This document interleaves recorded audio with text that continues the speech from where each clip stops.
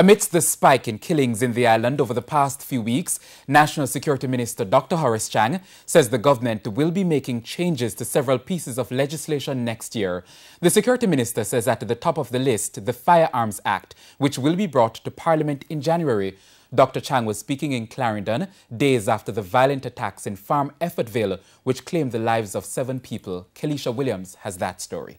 The priority, I will not going to leave our investment in the police force hanging again. An assurance from Security Minister Dr. Horace Chang as he addressed the media at a press conference in Clarendon on Saturday. This after touring Effortville, the community where 7 people were killed just last week.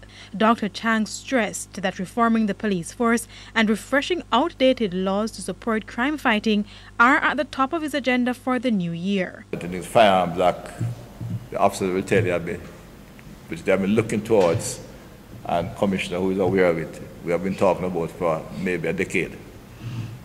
I will bring it to the House. I'll bring it to the Legcom certainly in January.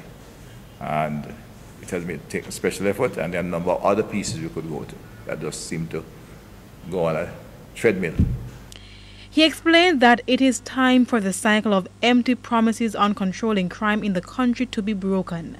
I think I have a team in place. I see the commitment in the leadership of the force from superintendent across, and we're going to give them the tools.